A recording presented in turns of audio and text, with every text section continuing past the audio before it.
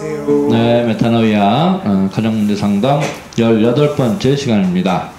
네, 오늘도 문자로 들어온 문제를 좀 소개시켜 주시죠. 네, 남편이 주변 사람들에게 밥도 사주고 술 한잔 하면서 사람들을 너무도 좋아합니다. 새는 돈이 많다는 거죠. 그리고 한잔 하다 보면 일찍 들어오지 않고 매일 늦게 들어옵니다. 늦게 들어오는 것도 뭐 이해를 한다고 하지만 약속을 해놓고 지키지를 않으니 너무너무 화가 나고 미워서 못 견디겠습니다. 제가 이런 걸 제일 싫어한다고 사정을 해도 계속 반복되는 이 버릇을 어떻게 해야 할까요? 라는 질문이에요. 네, 내용이 뭐 짧지만 그냥 좀 마음고생 많이 하는 그런 중이다 이런 그렇죠. 생각이 듭니다. 그렇죠. 일단은 그 남편이 사람을 굉장히 좋아하는 사람이고 네. 그렇기 때문에 이제 돈이 샌다. 네. 경제적으로 이제 좀 문제가 생길 수도 있지만 네. 그럼에도 불구하고 뭐 괜찮다 이해한다. 네.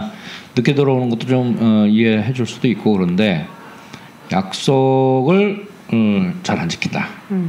그러니까 이 약속은 이제 일찍 온다 그러고 안 오는 약속이겠죠 아무래도. 그렇겠죠. 네. 네. 근데 그럴 때 약속을 지키지 않을 때 굉장히 이제 화가 나는 거예요. 네. 그리고 이런 걸 굉장히 싫어하는. 그러니까 부인께서는 굉장히 이렇게 좀 정확하고 약속 잘 지키고 네. 뭐 이런 성향의 분인 것 같아요. 뭐 아주 당연한 얘기죠, 그죠? 그렇죠. 약속 했으면 약속 지켜야 되는 건데 왜 그걸 오고 그죠? 네. 자, 그런데 이것이 이제 버릇이 됐다. 버릇이기 때문에 이게 더 문제인 것 같아요. 네, 그렇죠. 네. 어떻게 뭐 그런 적이 있으십니까? 아이고, 우리는 너무 정확한 사람이라. 두 분 다. 근데 술을 일단은 안 먹으니까. 그렇죠. 그러니까 이제 그런 어려움은 저한테 주지는 않았어요. 근데. 네. 이제 보통 부인들이 생각할 때는 이제 집에 일찍 들어오지 않는 부분이 굉장히 어려움으로 이렇게 생각을 해요. 그렇죠. 특히 젊은 사람들은. 네. 왜냐면 남편 보고 시집 왔는데 집에서 남편만 하루 종일 기다리고 있고 물론 이제 직장 갔다 오는 사람도 있겠지만 그럼 직장 갔다 오면 저녁에만 같이 남편하고 시간을 보내야 되는데 그렇죠. 다른 사람하고 지내고 있고 또 일찍 온다고 안 오고 그러면은 굉장히 그게 큰 어려움이 되죠. 그렇죠. 네. 문제인 것 같습니다. 또 남편 입장에서는 어떻게 생각이 드십니까? 지금 이 질문을 들으니까 얼마 전에 상담했던 한 부부가 생각이 나는데 그 부인 같은 경우도 비슷한 경우였는데 제일 어려움이 뭐냐 그랬더니 예를 들면 이제 뭐 결혼기념일이나 뭐 아니면 아이들 생일이나 뭐 이러면 이제 식구들끼리 외식을 하자 그리고 약속을 한대요. 그렇죠.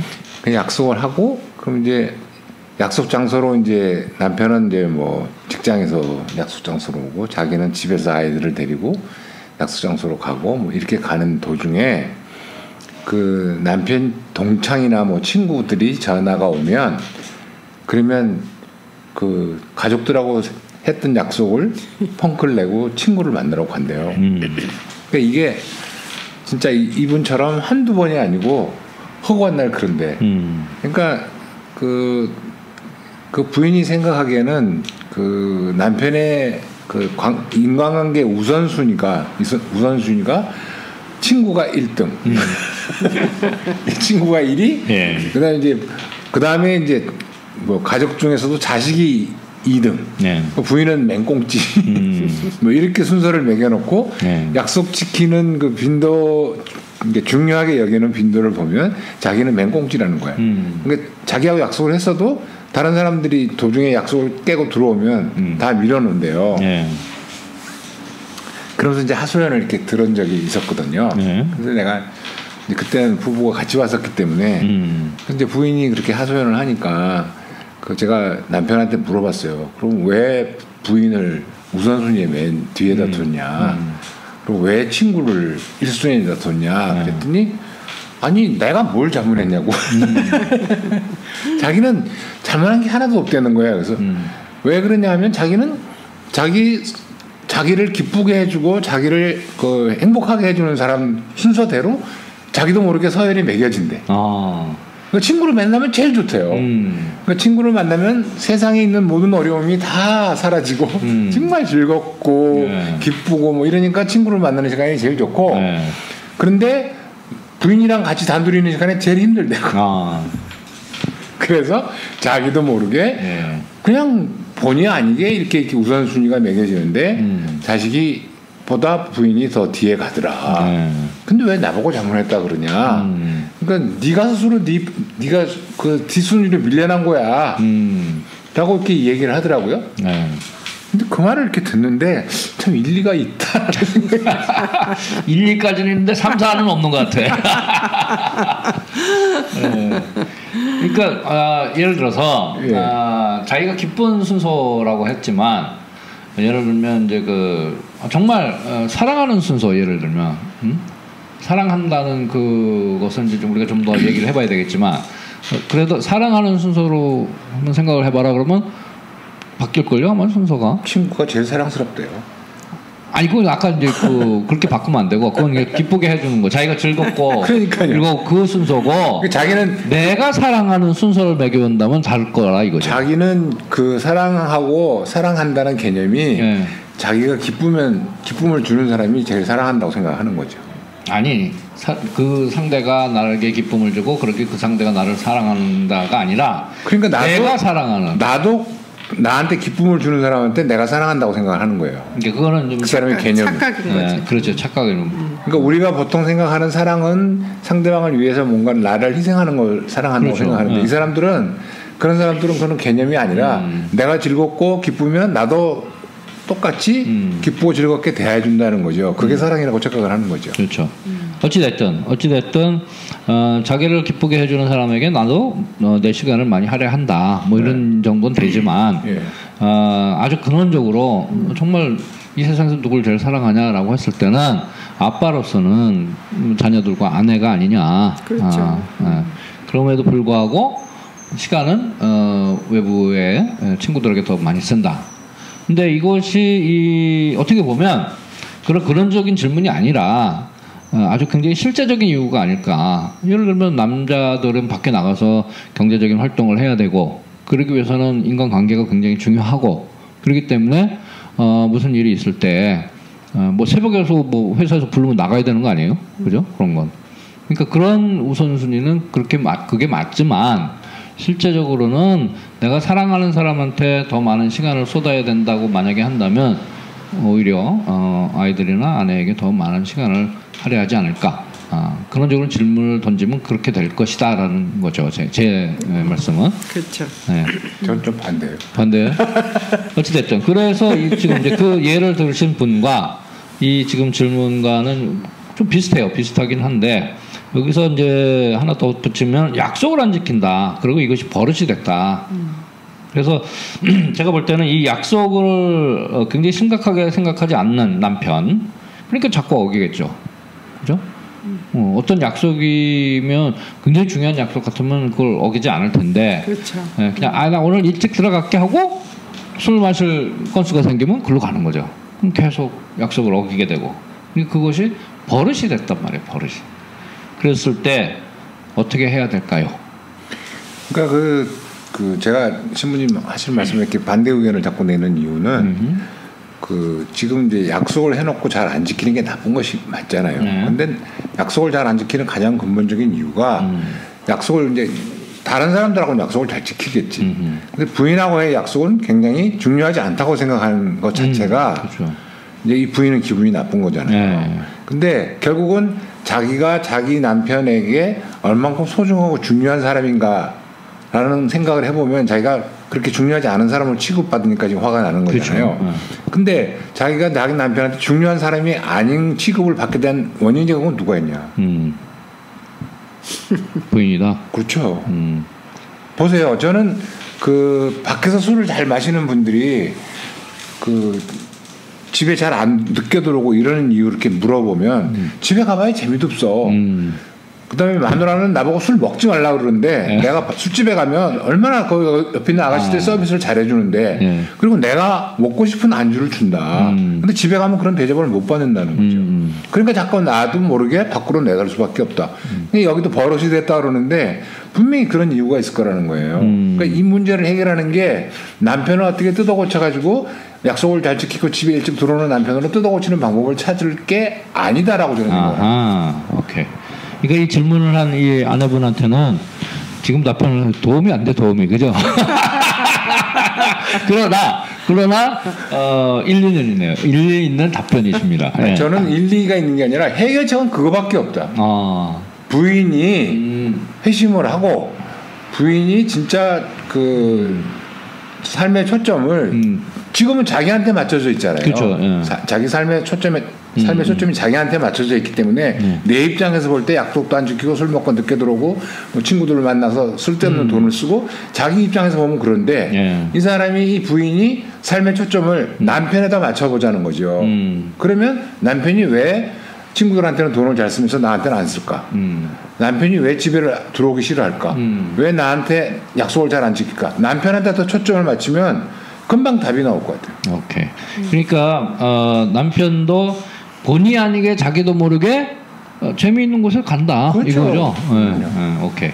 그러면 이제 당위적으로는 제가 아까 궁극적으로 누굴 사랑하냐 그럼 그 사랑하는 순서대로 시간을 많이 할애해라라고 하면 당연히 아이들과 아내에게 더 시간을 많이 할애하고 했지만 남편도 인간인 이상 그게 의무적으로는 그게 맞겠지만 아니 나도 모르게 본의 아니게 재미를 쫓아가는데 어떻게 하란 말이냐 이거 아니에요. 그렇죠. 그죠? 그러니까 LD가 얘기하는 건 그거죠. 그러니까는 친구들이 그 남편을 재밌게 해주는 것 그거 이상으로 집에 오면 사랑도 물론 더 많이 해야 되지만 친구보다 부인이 더 이렇게 기쁘게 나한테 행복하게 해줄 수 있는 뭔가 원인을 찾으라는 거죠. 그렇죠. 그러니까. 근데 이게 숙제가 지금 사실은 시민께서는 사랑은 의지적인 것이고 정말 내 의지를 적인 마음으로 뭔가를 해야 된다고 생각하지만 사람들은 자기 의지를 발휘하기 전에 본능적으로 느껴지는 감정이 더 우선 이게 마련이거든요. 그러니까 원인은 거기서 찾아야죠. 자, 그러면 이 아내와 남편이 예를 들어서 이제 그 약속을 나 일찍 들어갈게 하는 그 약속은 지키지 못할 약속을 한 거야, 그죠? 네, 기본적으로. 그러니까 처음에는 그냥 일찍 들어가야지 라고 생각을 했는데 조금 더 달콤한 다른 약속이 생기면 그 약속이 깨지는 거죠. 뭐 그 약속을 깨게 만든 가장 근본 원인은 부인한테 있다는 거죠. 부인의 입장에서는 그렇게 약속을 깨는 것은 남편이 유혹에 빠지는 것이다라고 생각이 드니까 화가 나고 나를 무시하는 것 같고 이런 거지만 근원적으로는 이 부인도 한번 자신을 돌아보라. 왜 남편이 안 들어오고 그렇죠. 왜 약속을 하고 어기는가 생각을 해보면 부인한테 잘못이 있다. 제가 만약에요 이제 이 남편이 진짜 신부님 말씀대로 정말 의지를 발휘해서 정말 참된 마음으로 정말 일찍 들어오려고 노력을 하고 이래서 예를 들어서 그 이제 약속도 잘 지키고 일찍 들어왔다고 쳐요. 그러면 이 부인은 그 다음에 또 다른 뭔가를 요구할 거예요. 일찍 들어오기 좋긴 한데 집에 들어오면 이렇게 행동해라라고 또 뭔가 요구 주고 갈 거예요. 왜냐하면 이 부인은 삶의 초점을 자기한테 맞춰놓고 보는 사람이거든요. 그러니까 그 이제 남편이 만약에 회심을 해가지고 일찍 들어온다 하더라도 또 다른 요구를 하게 될 게 뻔하다. 그러니까 이 사람은 자기가 삶을 이렇게 바라보는 관점을 바꾸지 않은 이상 이 부인은 계속해서 불행하게 사는 거예요. 자, 그러면 지금 말씀하신 대로 답은 부인의 태도를 좀 바꿔서 남편을 즐겁게 하고 재밌게 해줘라. 뭐 이렇게 지금 태도를 바꾸자가 아니라 이 부인이 삶의 초점을 나한테다 맞추지 말고 남편한테다 맞추라고. 그러니까 그렇게 맞춰서 남편이 자연스럽게 친구가 불러도 아니 나는 집이 더 좋아. 그렇게 만들어라 이거 아니에요? 그렇죠. 자, 그러면 그렇게 만들 수 있는 방법은 뭘까요? 방법은 뭐 각자 알아서 해야 돼요? 아니 부인이 이제 해야 되는 거는 진짜 남편이 집에 들어오면은 뭐를 맛있어서 저녁을 이렇게 뭐 해주잖아요. 뭐 어떤 반찬을 해주면 좋아할까 물론 생각해야 되고 그다음에 구체적으로 내가 뭘 사랑하면은 남편이 좋아할까 뭐 이제 이런 걸 계속 연구를 해야 되겠죠. 그렇죠. 그러니까 그렇게 하면서 이제 진짜 남편한테 이제 그게 초점이 맞춰지는 거니까 계속 그렇게 이제 노력을 해야 되는데 보통 이제 LD가 이제 이렇게 얘기하는 게 보통 보면은 부인들이 이제 그 뭐 이혼을 하게 되고 뭐 이제 어려운 상황에 딱 처해요. 근데 이렇게 보면은 부인들이 항상 이제 엘드가 얘기하는 대로 자기한테 초점을 맞춰 놓고 있는데 자기가 뭘 잘못했는지 모르고 사는 부인들이 굉장히 많아요. 그러니까는 이렇게 그냥 뭐 나는 뭐 큰 잘못은 하진 않았어. 근데 이렇게 살았어. 근데 이렇게 따지고 보면 이렇게 남편을 밀어내는 경우가 많이 있었거든요. 그렇군요. 네, 그래서 이제 네. 자, 그러면 이제 알았습니다. 답은 뭐냐? 일단 첫 번째는 부인도 자기 자신을 좀 돌아봐라. 그렇죠. 그래서 남편이 가능한 한 그 어떤 친구의 달콤한 유혹이 있더라도 난 집이 더 좋아 하고 자연스럽게 들어올 수 있도록 환경을 만들어라. 이거고 두 번째 답이 있습니다. 끈질긴 사람이 이기는 거거든요. 그러니까 남편이 기운 빠질 때까지 기다려라. 어디 갈 데 없을 때까지 기다려라. 그럼 자연히 집으로 들어온다. 이것도 답 중에 하나입니다. 그 직장에 보면 신혼부부들이 갓 결혼한 남자 직원들 일찍 집에 가려고 그러잖아요. 네. 그럼 동료 직원들이 일부러 못 가게 막 만들거든요. 맞아. 근데 길을 쓰고 집에 가거든요. 그렇지. 그럼 집에 꿀단지가 있냐라고 보통 물어봐요. 그럼 남자들이 그럼 꿀단지가 있지. 내가 장가 갔는데 왜 없어? 이렇게 얘기하거든요. 그렇지. 그 집에 꿀단지가 있으면 친구들 약속이 중요하겠냐고요. 예. 집에다 최종적인 답은 집에다 꿀단지를 만들어라. 이게 굉장히 좋은 답입니다. 자. 결론은 부인께서 돌아보시고 어떻게 하면 남편이 자연스럽게 집으로 향할 수 있도록 그 환경을 조성할 것인지 노력을 해야 되고, 두 번째는 남편 기운 빠질 때까지 기다려라. 자, 첫 번째 질문 이걸로 마무리하겠습니다. 네. 고맙습니다.